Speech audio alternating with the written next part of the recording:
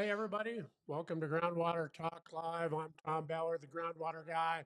And today we're talking about how do we move small water systems into the digital age, developing systems and processes to make things more efficient. And I can't think of anybody more versed in this than Michael Grabow from the Essential Link, who's my guest today. And he's going to talk about systems and processes, and he's going to make it exciting because this change can be a little scary, but he's going to talk us through it. And Mike really knows his stuff. So let's. This is part of the Water Masters program. We cover all these different areas, and today this fits into processes and systems. So some of the early part of the program. All right. So let's bring Mike on. Hey, Mike, give us a little Good bit of morning, Tom. background. How are you doing today, sir? I'm doing good. Thanks for Very coming cool. on and sharing your expertise with us. I know you're in high demand, so I appreciate your time. Oh no, thank you for the offer, my friend. It's been a great what 30 years that we've been able to hang Oh, out together. we've known each other for a long time. Yes, sir. Yes, sir. Yeah, Mike has done great. Give us a little background on what you do and why you're an expert to talk on this topic. Absolutely. Thank you, Thomas. I don't know if I call myself an expert, folks. I'm still learning. I'm still developing. I'm looking for new ways to be able to keep on working on great pieces of work. And instead of running the other direction, lean into it. I had heard from the ex CIO of CalPERS one time that said, to be successful within your projects, you have to get comfortable with the four-letter F word, you know, and that four-letter F word is fail. We have to learn to fail so that we can succeed. And IDEO, a think tank out of Stanford, actually talks about the idea that we want to fail often to succeed sooner. See, the fear of failure is usually what holds us back. We want everything to be predictable. Folks, I'm getting older, and I'm going to tell you the one thing I have learned about all the years that I've been on this earth is nothing is predictable. Life is always changing. Life is always adapting. We're learning how. And the problem is too many of us hold on to the past. Like some of us are stuck in 1964, some are stuck in 1984, with really holding on tightly to those years. I remember when. Folks, they're gone. That time is gone. In fact, that last second is gone. And so I want you to get into the space of relaxing, open up your hand, stop holding on to the past. You can't go backwards to fix it. We haven't figured that out yet. Maybe we will. But the bottom line is being in this present moment is so valuable, but it's adapting for the next moment and adapting for the next moment. Now, I'm a training guy. I've been a training guy for 44 years. I actually didn't even know that the training career field existed when I got into it. All right, because I wanted to be a cop. I was I joined the United States Air Force to be law enforcement, and the whole plan was that I was going to go back home, get in, and be a sheriff, a deputy sheriff, and then life showed up. About 2.5 years into my experience with the United States Air Force as a security force member, I started having a blind spot in my left eye. They said, probably not a good idea for you to carry a gun. I said, great, what can I do? I'm 20 years old at that time. And they said, how would you like to work for a commander and tell everybody else what to do? I'm like, sweet, sign me up for that one. So that's how I got into the training and education career field. And the United States Air Force sent me off to a school that was within the Air Force for 6 weeks. I came back as a training professional, bum, bum, ba-dum, And instead of them sending me to the cop shop to be the training guy, they sent me to aircraft maintenance. I'm like, guys, whoa, whoa, whoa, whoa, whoa, whoa, whoa. Only thing I know about aircraft maintenance is how many steps it takes to walk around the airplane. All right. How can I be the training guy for aircraft maintenance? They said, you are a training professional. And because you're a training professional, you'll be able to use the systems that we taught you, and you can help out those aircraft maintainers. I'm like, great. I arrived at the 22nd FMS at March Air Force Base. A little bit scared, I'll be honest with you, because there was a brand new weapon system or aircraft that had just arrived at March Air Force Base. That was a KC-10.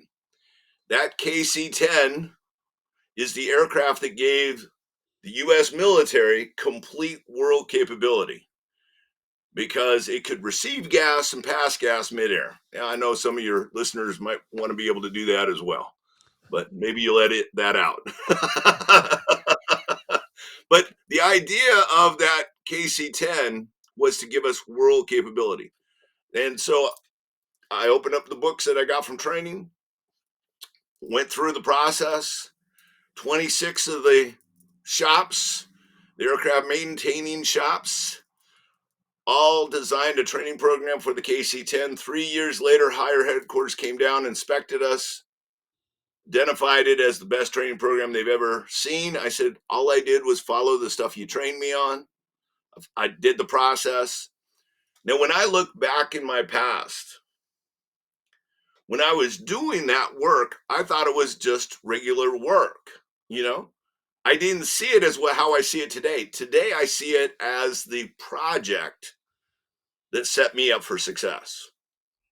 I'm a firm believer that projects set people up for success. Why? Because you're going to learn to fail. You're going to work into it. You're going to define where we're at. We're going to create a process of what we think we can do. We can either go the full meal deal from beginning to end for that project, or you might want to do bite-sized chunks and break it out small. Okay, what's the 5 things we can do this week? What are the 5 things we can do this month? What are the big 5? Just by being able to work through it. I've been working with some of my clients up in Toronto, that by doing the 5-step on each of their projects, they can be mendable, bendable, and a lot more flexible with being able to go for their project versus putting out the full meal deal plan. Now, some projects require us to put the full meal deal plan together. All right. But when I look back in my past, it was that project that told me I could do stuff, that actually could allow me to help other people develop and grow, and to be able to help them create a program that they had.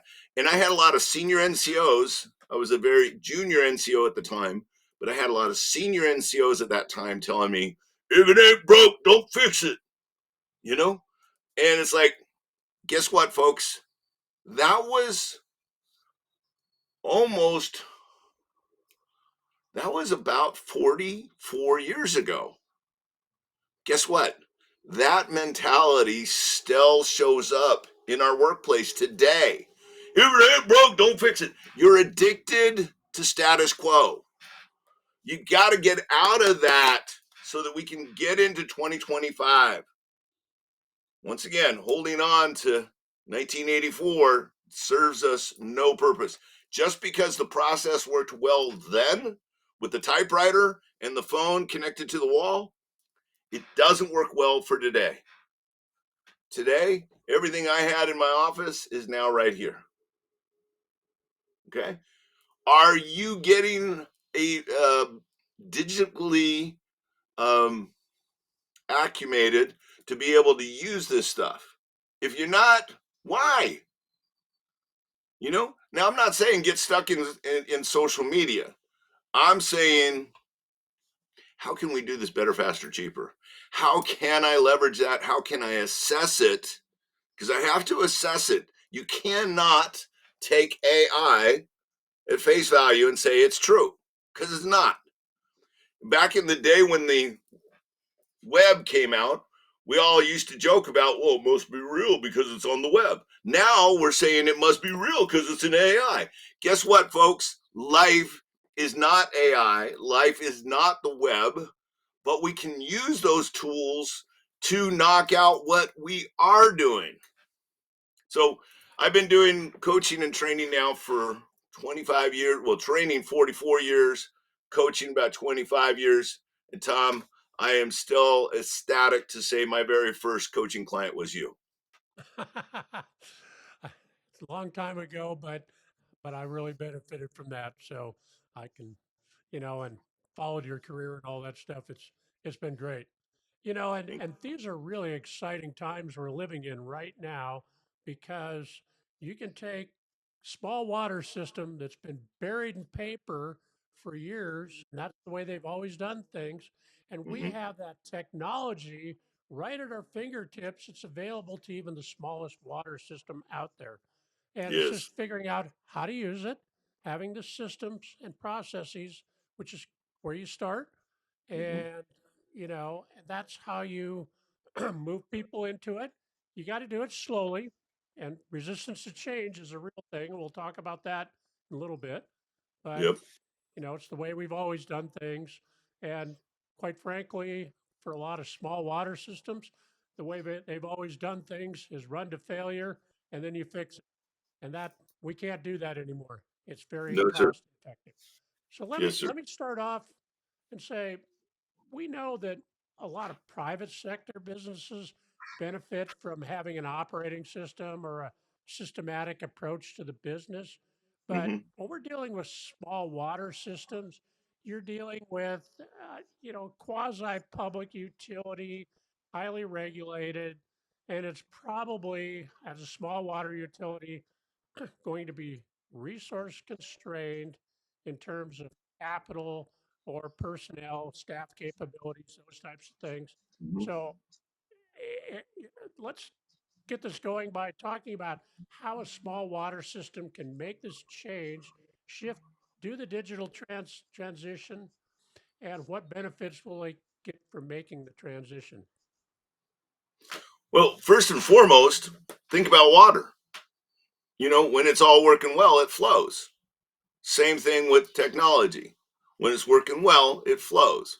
And so, once again, we have to kind of take a look at what are some of the core competencies within that organization that we want to track. What are the core competencies that actually tell us that we're being successful?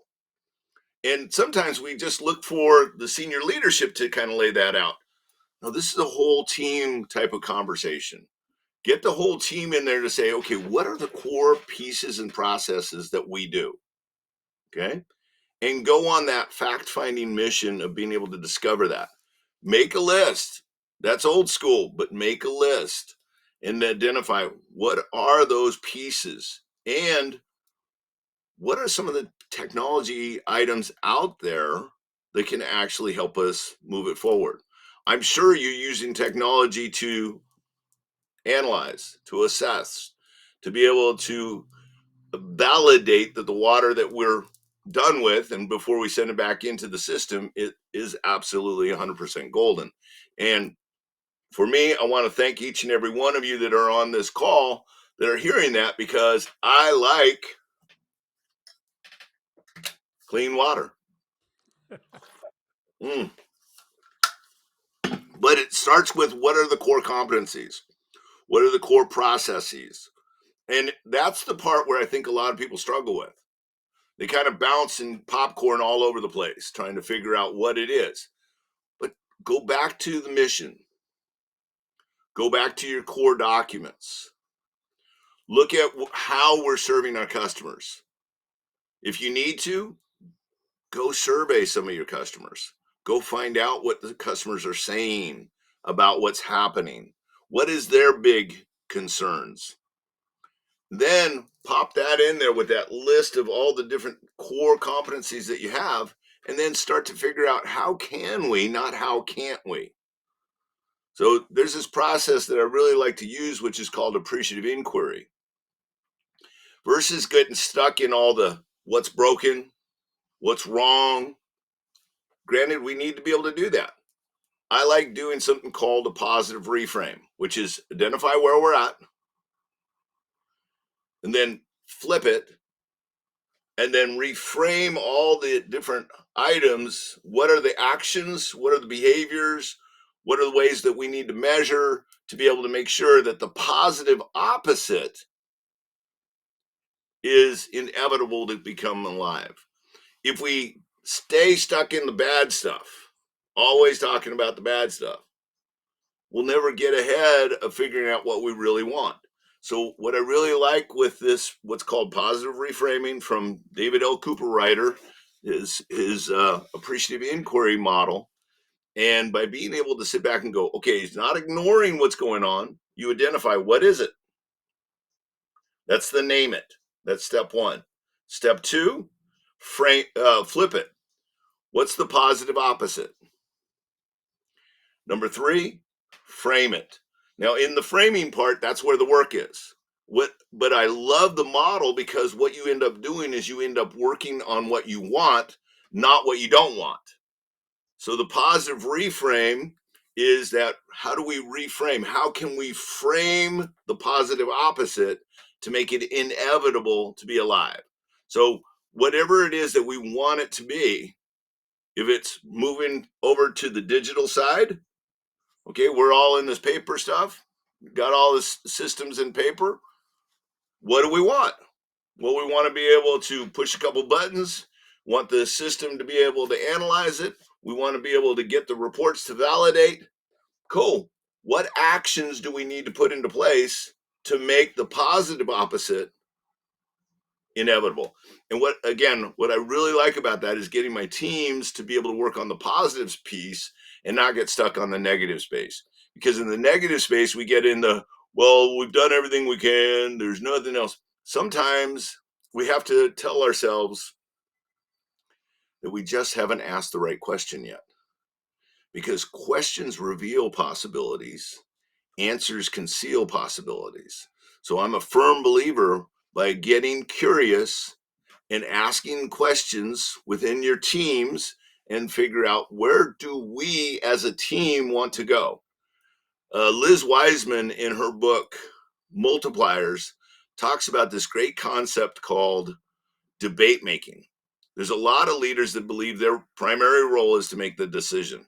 And yes, you do have that role. But I got to tell you, a lot of times we're doing the decision making in a quiet room in the corner of the building. Nobody knows it. Liz brings in this idea of instead of decision making, let's do debate making. Bring the team in and say, okay, here's where we're at. Here's where we need to be. What are some options that we can go for it? And then as the teams start to defend what they're going after and what they want to be able to build, Liz says at a certain point, have the teams swap debate so that they debate for what they were debating against. And what's so cool about that is everybody starts to see the value on both sides. And then you can sit back and say, okay, team, how can we approach this? This is bringing the entire team together as a debate maker versus decision making. And I'm a firm believer, and I know, Tom, you and I have talked about this multiple times. I, as a training guy, has come to this realization that people buy into the things they build. People commit to the things they create. As leaders, we've got to be able to let go of the reins and let our team members become the creators that they are. When you start to do that, team engagement soars, productivity soars. People learn that they can actually start to be creative, and project management starts to be able to be taken care of because the teams themselves are rocking with it. And it's not you saying step one, step two, step three. No, no, no, no. This is the way I want it. Don't be that leader. Be the leader that brings in the team, does the debate making, and shows what's possible. Ain't that make any sense, Thomas? Yeah, you're getting buy-in from the people because they're participating in the process. A And hundred percent. 100%. Instead of it coming down from on high And we all know that when it comes down from on high, everybody looks for what's wrong instead of what's right because they weren't part of the process. What are you Well, hearing there, Thomas, that can actually change a water district's mindset in that area? it's, you know, part of the challenge is that in most small water systems, people wear multiple hats. So, Exactly. you may have the guy in the office managing things who may be out in the afternoon turning a wrench on a stuck valve. Yep. Yep. And so, Yep. it's not a traditional organizational structure. And so, it's how do you approach things for change, is looking at the processes, kind of what you're talking about here, Mhm. better than your traditional org chart, and this person is responsible for that. And now we're looking at processes and how people are involved in that. And, what do you say to that? Well, that's where I was talking about the idea of having them get involved in the process. You know, what's beautiful about a small organization, believe it or not, folks, in the small organizations, you're much more nimble and you can turn much faster than the larger water districts because then you can actually sit back and say, okay, Johnny, Susie, Sam, let's talk, let's huddle, let's figure this out, and you can actually make that choice and that change in on the fly because you have that. You don't have all the bureaucracy. Yes, I know you have the regulative or regulations and the regulatory requirements and governance, but at the same time frame, how can we, not how can't we, how can we do this? The more we tell ourselves we can't, that's what's going to show up. The more we say, how can we, and explore, and what I like to say, get curious, or as I like to call it, curious exploration, sets us up for success. And how do you go from we've always done it this way to we want to get the process going of change that you're talking about? How do you Mhm. initiate that process, get buy-in initially, and then bring people into the process to get the buy-in, overcoming the resistance to change, which is a real thing, and that goes back to my MBA days, and it is true. And so, how do you make that work from the very beginning? We're paper based organization with our file cabinets overflowing, and we want to get to point B over here, which is a digital transformation. And but we've always done it this way. We have these forms. Why do I want to change? And getting that process even going is can sometimes be that initial hump to get over. I agree. And I also agree that the resistance of change is more in our head than it is in a reality. Because guess what, folks? We're changing. Heraclitus 2,500 years ago is quoted to say the only constant in life is change. So if you're resisting change, you're resisting life. Okay. I understand exactly with what you're putting out there, Tom. But the biggest thing is I've got to get that out of my head. If I'm the leader of a small water district or a small water organization, I need to be willing to sit back and say, how can we, and define the why. If we don't define the why, we're always going to be all over the board. Why do we want to do this? We need a bigger why than what we got right now. Look, folks, hey, when you happen to be over at Mrs. Jones' service station and there's a problem with the water process, I'm just grabbing something out of my head here. And lo and behold, do you have to come all the way back to our office to get a paper, or can I hit you with something electronically? The question, the why is we need something that we can push 2 or 3 buttons and boom, it changes. But what's your why? We need to be better, we need to be faster, and we need to be cheaper. And I got to tell you, as a customer of a small water agency, I will tell you, I would be very ecstatic to hear that my district ends up doing something a little bit faster, better, cheaper, and not charge me.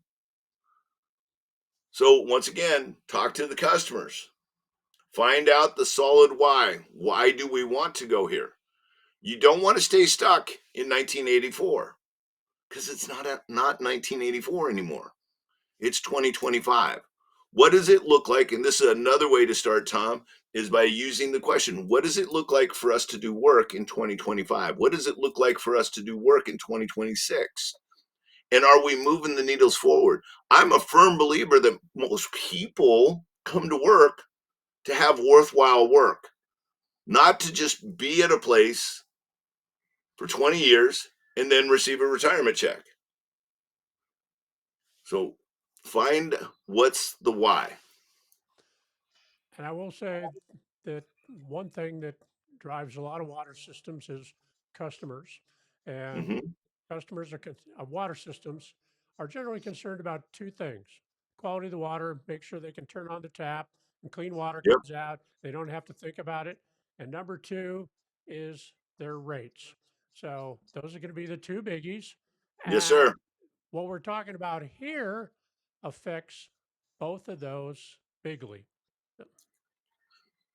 Yeah, exactly. They're and so once again, what is the process that you need to be able to look at? What are the core processes that you need to look at? Define the why of your transition. Create a debate making team with your leadership, even though it might be 3 or 5 people. Bring them in and let's debate it. Let's talk about it. How can we get to the place to make our systems better, faster, and cheaper? Those are the 3 things. Those are it. We want to make it better, we want to make it faster, and we want to make it cheaper. All right, so let's dive into the weeds a little bit. All right. One of the things we get, and you get this almost in any organization that's making a transition from paper to digital, is what we call data silos. So Yep. customer service has their information over here, billing has their information over here, and operations have their information over here, and they're not talking. But you but breaking down those data silos, for Mm-hmm. instance, an example I use is customer service complaints can actually provide feedback to operations on where problems lie in the system. Because say you have customer complaints that say, okay, we're having water pressure problems here. And Mm-hmm. you've gone out and now you have your system mapped on a GIS, and you start locating where these complaints are coming from, the addresses of these complaints. You plot them Mm-hmm. up on the GIS system. You say, okay, they're all clustering in this area.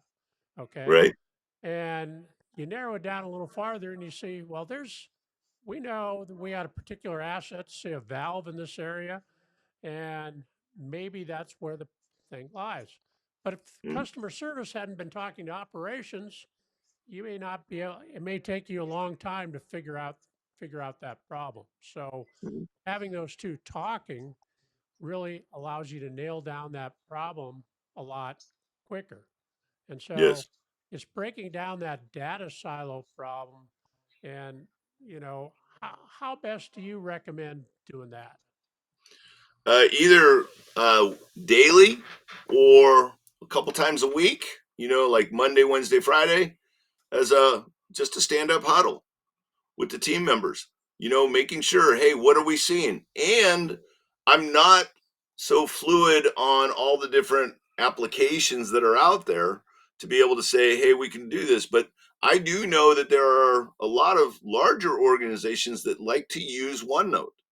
In the OneNote capability, you can actually put a page together in that notebook and to be able to make that available so everybody can see real time what's going on.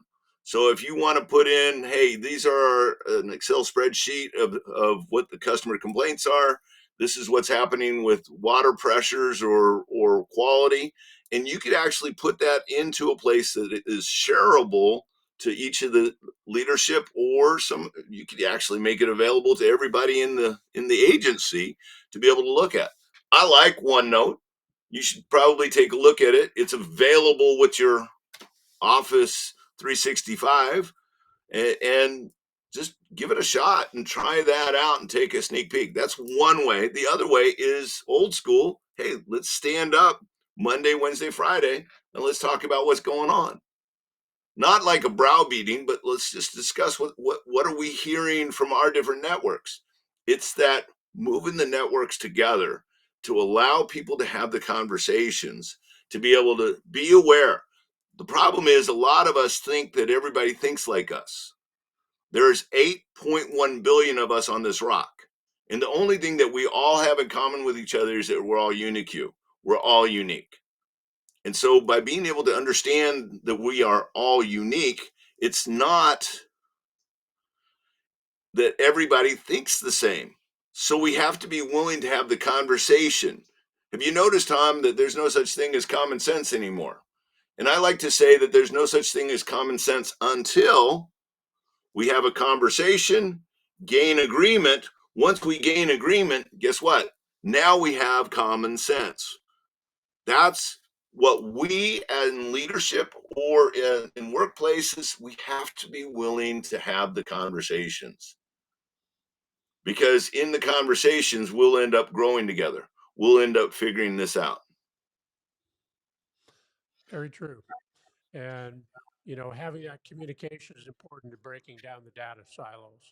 And You know, Thomas, if you don't mind, let me jump on that sure, piece just for a moment.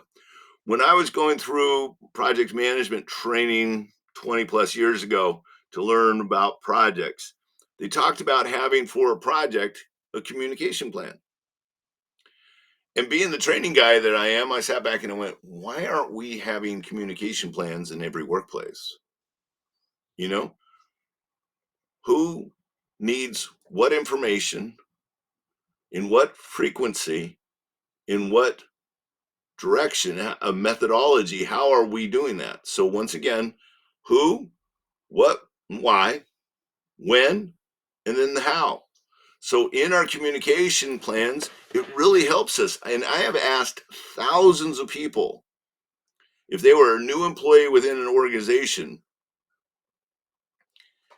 how valuable would it be if they were onboarding? And I said, hey, welcome aboard. Here's, oh, by the way, how we communicate.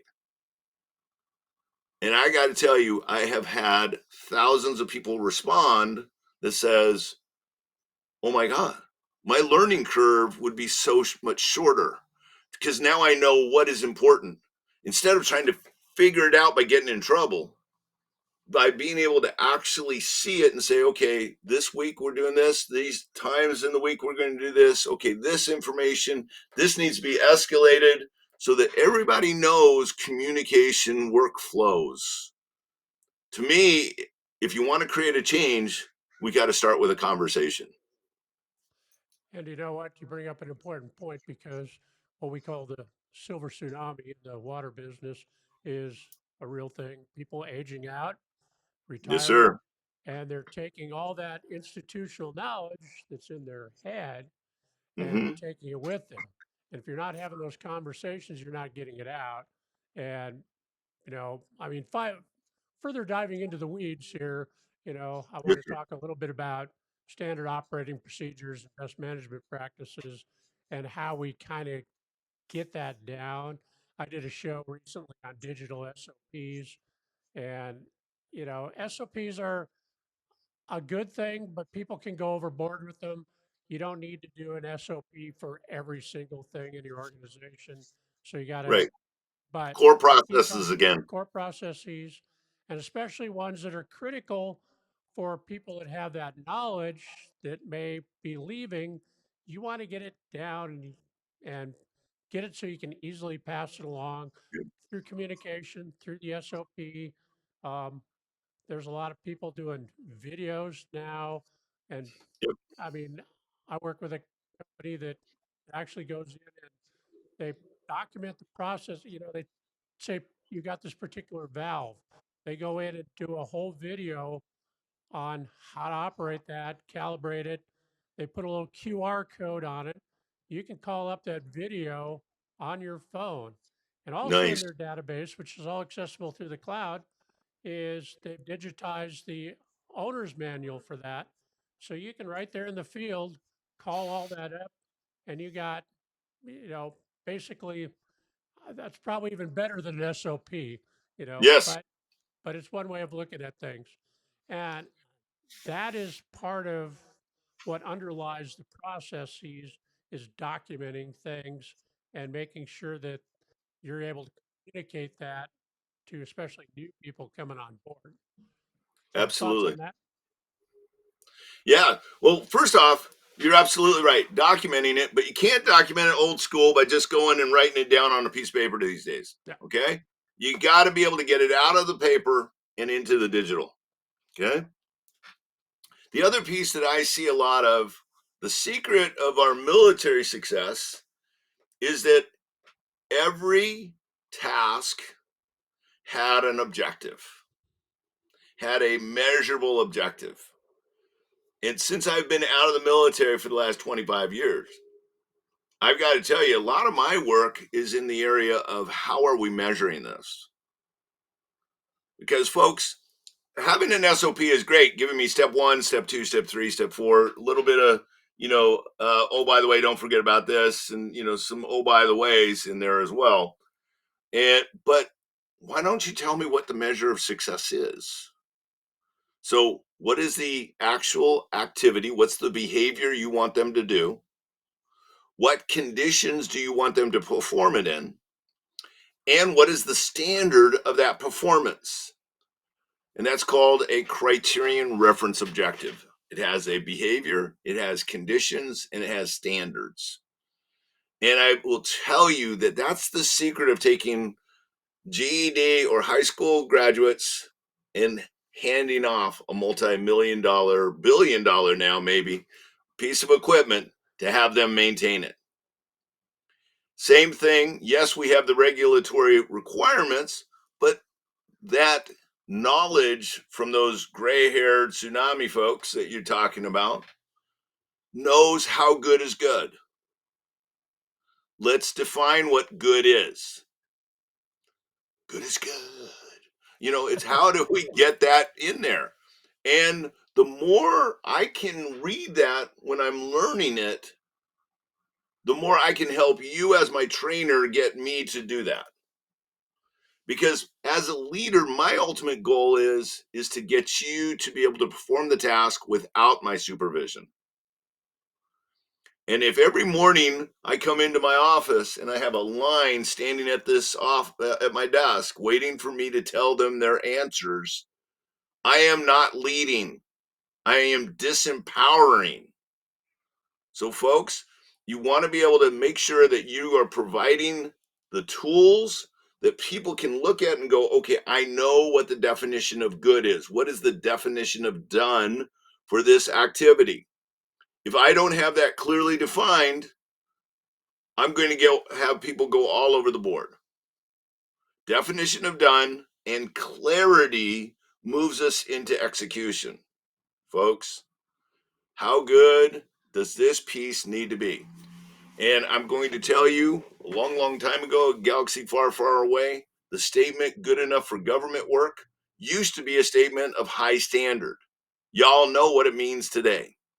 We need to be able to continue to grow that by defining what is the measurable objective definition of done for every activity that we do. Now, granted, there's some things that you look at it, oh, I know that needs to be good. Okay, got that. But when we can pull out the regulatory requirements and the practical application and put that together as an objective for the performance of the work, now we can put that at the top of your standard operating procedures. Then you give me my actual important steps. And then what are some key points that I need to know when I do that? That's called a split page format.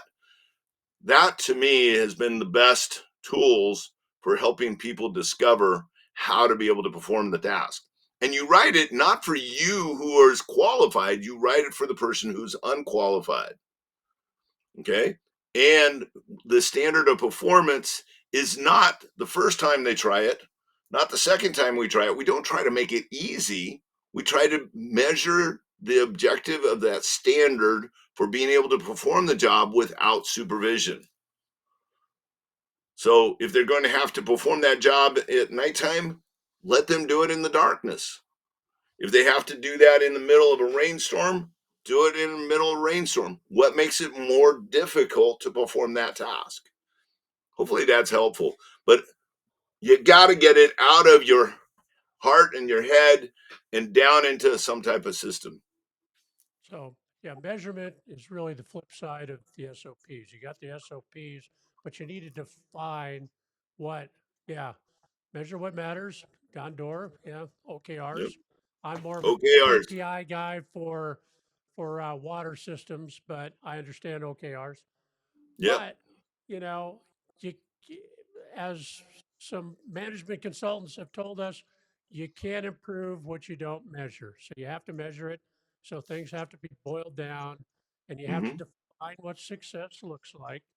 Yep. And so I usually recommend, and you could use OKRs, but it's simpler for a small water system to use something like a KPI. And, we would start off with something like 3 to 5 and then expand Mm-hmm. those out, put them in a visual dashboard. You can Exactly. even make it look pretty with dials and colors, and you can share that with your board of directors. And Mm-hmm. how you get a visual look of how are you doing every moment of every day with AI and a lot of the digital stuff, you can update that in real time. We can Mm-hmm. tie things into our SCADA system, and we can pull stuff from all over our system if it's connected by the internet, and we can get real time feeds. We can update these dashboards in real time and see Mm-hmm. how we're doing right then and now. But once again, you're measuring it so you can improve it, and you're defining what success looks like. Right. So that's, kind of, some systems say everybody has to have a number that they're responsible for and stuff. I'm not sure that works in really small outfits like, Right. small water systems where you just don't have the people to do it. So, Yeah. but a dashboard might work better because how are we doing in the moment?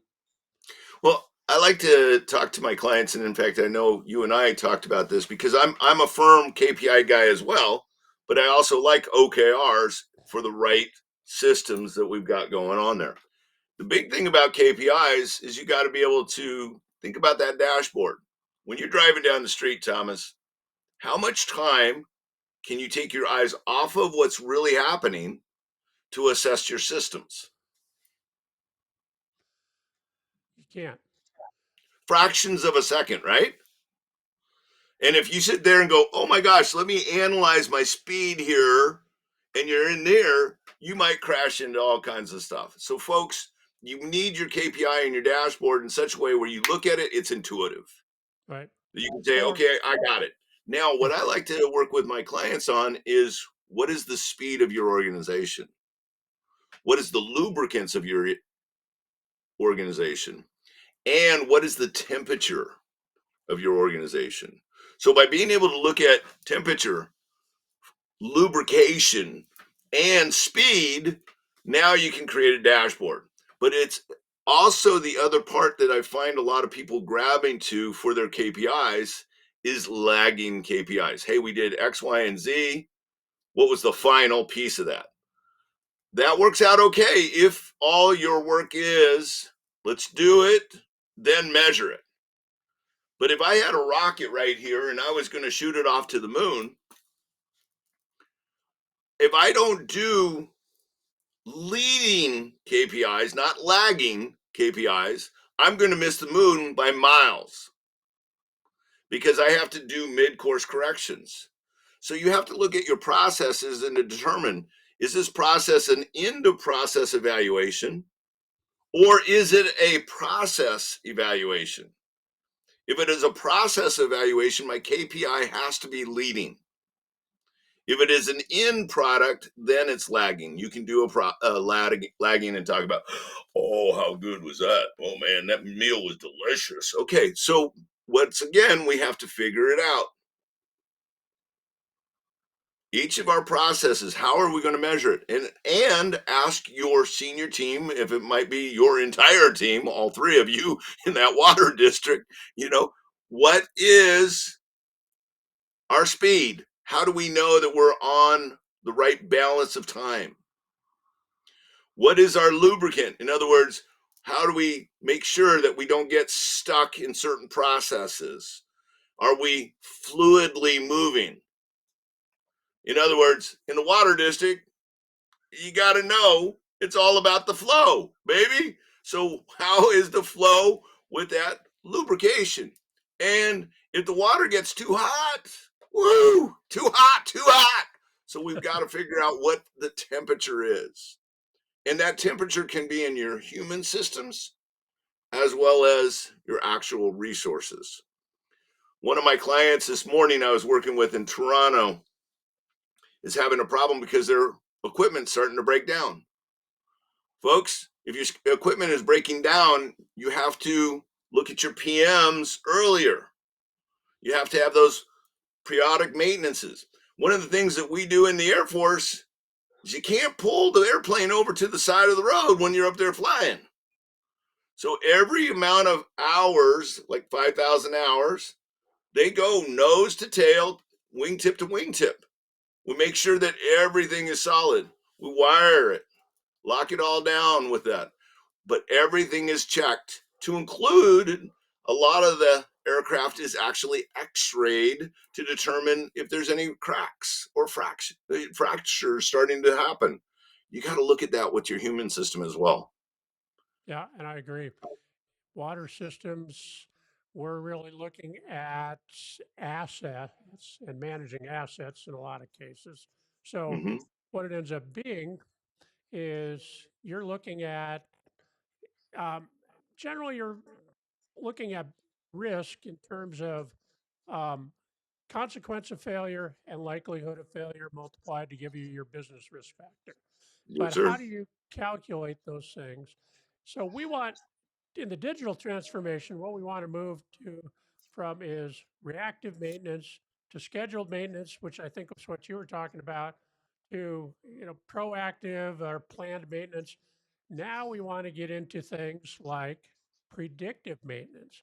And this is Yes. where the application of things like AI are good because now we can take some of these real-time data feeds and we can feed them into our system and now we can build models that are fairly simple to predict Yes. when an asset is likely to fail and Hmm. we are going to get ahead of that in our asset management plan or a capital improvement plan to Yes, address sir. those before they become problems. So you're not Absolutely. called out at 3 a.m. on Christmas morning to, to fix a line break because that's always when it But happens. Tom, that's overtime. I might be able to get more money for Christmas. Exactly.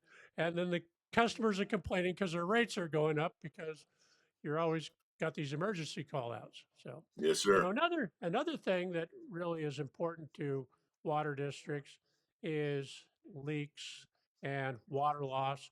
They call it non-revenue water. And leaks is one part of it. Stolen water is one thing. And you have some authorized non-billable uses and things, but it's mainly leaks.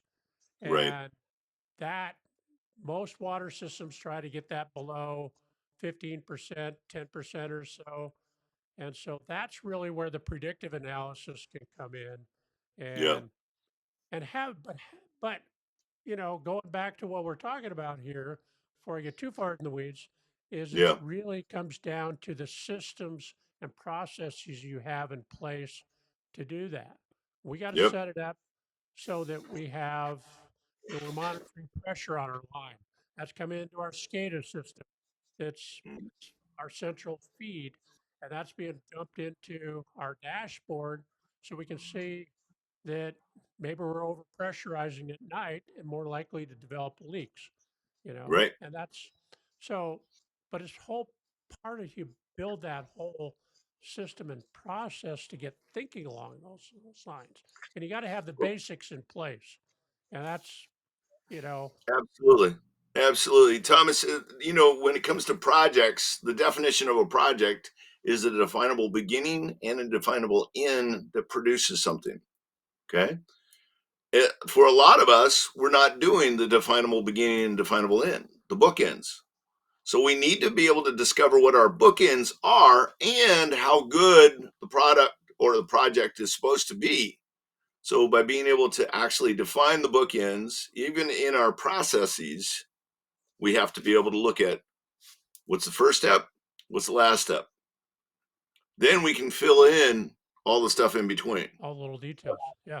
Yeah. Exactly. Because you may say, go back to the non-revenue water, we're great at going out and finding and fixing leaks, but part of our process we're going to build is how are we going to build a system that's going to predict the leaks ahead of time so we can replace those sections of line or upgrade them or whatever we need to do so we don't Hmm. have the leak in the first place. And that's, Exactly. and that's part of the bigger process that we're Mhm. talking about. And Yep. getting people to adapt that and seeing the possibilities is is the challenge, and that's where Well, having a trusted advisor comes in, somebody to guide them along that path, because yes, it's sir. it's daunting. It's daunting. Yep. Yeah, It can be. And it's always asking folks to think outside the box, asking yourself, what's the question that we haven't asked ourselves yet?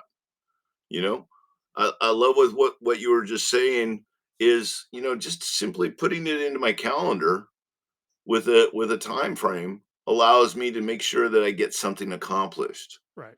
But if I rely on my head to try to track it, our heads are not a good tracking. You know, David Allen in his book Getting Things Done, and he's got this really great revised one. It's really powerful as well. Talks about doing a mind sweep, getting it out of your head and getting it into your system. So we have to be able to pull that from our folks who are getting ready to retire. Who's going to say, "Well, I'll get that later. I'll get that later." No, we need to look at that weekly or even multiple times in the week. What did we capture? What's the core processes that they captured? Did we get their insight? Do we have a knowledge management system in place to capture what we're doing? And it goes back to how are we doing our projects? When a project gets completed, do we complete it with a report? Do we place it within our SharePoint or a place that's actually a place where others can actually search it to learn from it? Because folks, if you don't learn from the knowledge, why retain it? You know? So anyway. And measuring these things, you can start off simple. You were talking about some simple solutions, things like Hmm. Google Workspace, Google Sheets, Google Docs, all those Hmm. things, can be shared. Yep. There are some very expensive software packages out there for managing assets, and they'll do all the financial calculations. They're complicated, hard to You don't learn. need that. We don't You need don't that. need that. You don't need that for a real small system. You know, Yep. that's so people, that's kind of what they look to right away, Hmm. and it gets overwhelming. You can start Hmm. small, get a spreadsheet up, create a dashboard, get some SOPs, get 3 to 5 KPIs that you're tracking in real time, Yep. Yep. and you're on your way. Do a little bit I, of, you know, if you can talk a little bit about the iterative process too and improving our right. systems as well Right. before we Very wrap cool. up here. Yeah, Yes, not a problem. Now, in Project Management Institute, we finally embraced two sides of the project management world. So we have one side that has been the waterfall model, which is define, plan, control or execute, and then close it out. That's kind of now it's known as the predictive side. It's very predictive. We know that we can predict that if we put pipe together with a pump with a couple seals, it's going to hold water. Okay, that's predictive. You know the process. Boom, boom, boom, boom, boom. The problem is, how do we do something we've never done before? Because that's the spot that a lot of us run from. So I want you to get comfortable, once again, with that 4-letter F word we talked about earlier. And that's what the iterative process is all about. Try what you know. Go out and I don't like the word try. I like the word attempt or adapt. And in fact, Project Management Institute now calls that other side of predictive adaptive, the adaptive approach, aka the agile model. Okay. Okay. And for the longest time, agile and waterfall were at odds with each other. It wasn't until project management body of knowledge, or the PMBOK number 7, that we can actually bring all of it together. And I see it as a continuum. On one side of the continuum, it is the predictive. The other side is the adaptive. And everything in between, even though there's a whole bunch of people trying to label another approach to project management, I want you to get that everything in between is hybrid. You're either on one end, very predictive, the other end, adaptive. The adaptive model is that agile approach, the iterative process. And so instead of breaking out every piece and part, like in the predictive side, we can predict every activity. So we can write a lot of it up there in the defining phase and the planning phase. In the adaptive phase, we may have to go, well, I need this chunk. I don't know what this is, but this is a chunk of work, and this is a chunk of work, and this is a chunk of work. Okay. And so it's more of the higher level pieces. It could be deliverables. All right. And then what we want to be able to do is when we go in to do what is known as the iterative or going around in circles, we take one of those chunks. And in that chunk, we look at it and we bring it into what's called sprint planning. In the sprint plan, we're going to break out and focus in on just that one chunk. Okay. What are all the details that we can do? What can we define? Did we talk to some of the suppliers? Did we talk to other water districts that have something similar so that we can kind of work with it? Did we do what is known as the user stories? Did we create our epics so that we have something to go back to say, here's what has happened in the past in these places. We've never done it in our area, but we're willing to give it a try. And to go around in the circle, there's a whole bunch of different acronyms that people throw out and different steps. I have 4. I remember it by the abbreviation of paragraph, PARA. Okay. So P is plan what you know. Act on that plan. All right. Review what you did. So plan what you're going to do, act on what you're going to do, review, and then adapt. So you go around in circles. If it didn't meet the standard, don't beat yourself up. You get to go around in the circle again. Go around in circles. Ha! All right, when we're just going around and we're going around and we're going around and we're making it better.